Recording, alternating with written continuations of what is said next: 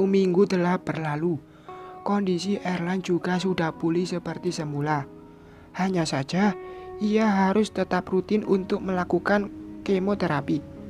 Desti berharap agar suaminya bisa sembuh total.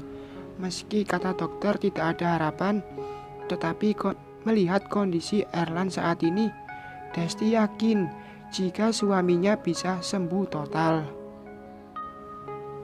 Mas, obatnya jangan lupa diminum. Desti tidak pernah bosan saat mengingatkan suaminya untuk minum obat setelah menjalankan kemoterapi. Iya sayang, Erlan segera menelan obat yang sudah sang istri siapkan. Ya sudah, aku ke kantor dulu ya. Erlan bangkit lalu mencium kening istrinya. Iya mas, hati-hati, jangan terlalu capek, peringatnya. Sementara Erlan hanya mengangguk. Assalamualaikum, ucap Erlan. Waalaikumsalam. Desti mencium punggung tangan suaminya. Setelah itu, Desti mengantarkan suaminya sampai ke teras rumahnya. Setelah mobil yang suaminya naiki sudah menghilang dari pandangan mata, Desti memilih untuk masuk ke dalam rumah. Saat hendak naik ke lantai atas, tiba-tiba terdengar suara Sari yang memanggilnya.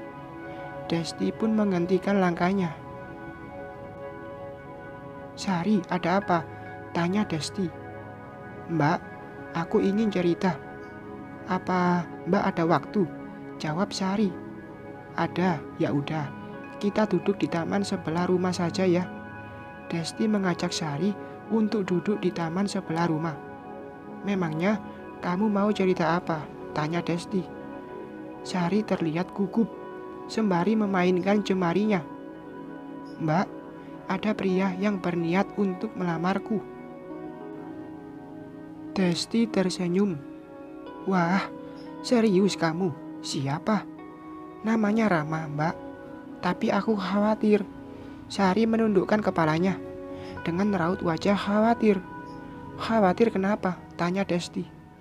Kalau Rama maupun keluarganya tahu jika aku sudah tidak.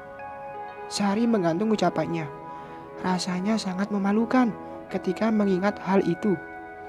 Desti menghela nafas. Sudah berapa lama hubungan kalian? 1 tahun, Mbak, sahut Sari. Sementara Desti hanya terdiam sembari mencari jawaban yang pas. Sebenarnya sih, jika Rama benar-benar cinta sama kamu, dia pasti bisa menerima kamu apa adanya, ujar Desti. Mendengar hal itu Sari terdiam. Entah apa yang ada di benaknya saat ini. Apa kamu pernah mengajak Rama bicara 4 mata tentang masalah yang menimpamu? Tanya Desti. Sementara Sari hanya menggeleng. Desti ikut pusing memikirkan masalah adiknya itu. Meski tidak terlihat berat, namun jika sampai pihak lelaki tidak mau menerima keadaan Sari, justru yang ada hanya membuat malu. Karena itu sama saja dengan aib. Desti memijit pelipisnya yang terasa sedikit pusing. Ternyata bukan Sari saja yang merasa bingung dengan keadaan yang sekarang. Fahri pun demikian. Pria itu juga merasa bingung dan bimbang saat dirinya ingin menjalin hubungan yang lebih serius dengan Sofia. Fahri takut jika Sofia akan menolaknya karena masa lalu yang begitu suram. Namun, apa yang Fahri khawatirkan tidak sepenuhnya terjadi, lantaran Sofia mau menerima keadaan Fahri apa adanya. Begitu juga dengan masa lalunya. Bahkan, mereka sudah menentukan tanggal pernikahannya. Keduanya ingin segera menikah untuk mencegah terjadinya sesuatu yang tidak diinginkan. Sementara itu, untuk Vina, Fahri telah mengurus surat perceraian mereka. Awalnya Vina menolak, tetapi keputusan Fahri sudah bulat. Ia ingin mencari kebahagiaannya. Mau tak mau, Vina harus rela melepas Fahri. Cantik banget istri aku. Erlan mencubit hidung istrinya dengan gemas. Is, sakit tahu. Desti memanyunkan bibirnya. Hal itu membuat Erlan ingin menciumnya. Udah siap belum?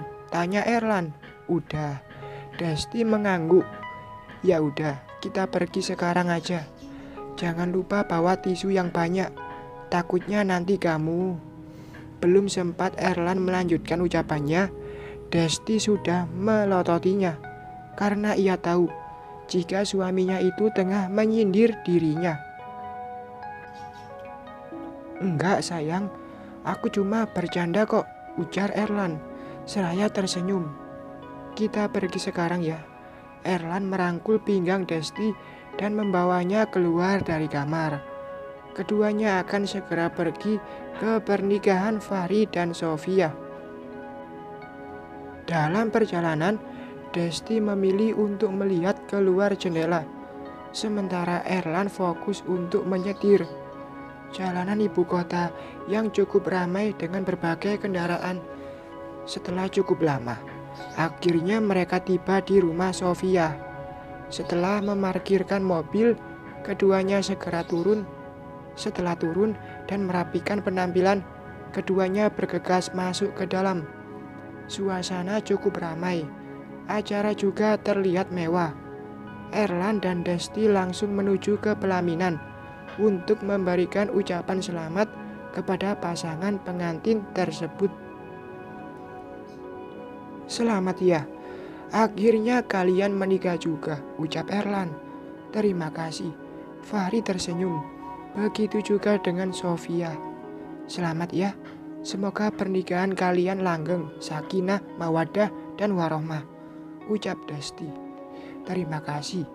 Begitu juga dengan kamu, sahut Fahri. Ia berharap semoga mereka bisa menjalani kehidupannya masing-masing. Sofia, selamat ya, ucap Desti. Tak lupa keduanya saling cipika-cipiki seperti kebiasaan perempuan pada umumnya. Iya, terima kasih, sahut Sofia dengan tersenyum. Setelah cukup lama, Erlan mengajak Desti untuk pulang.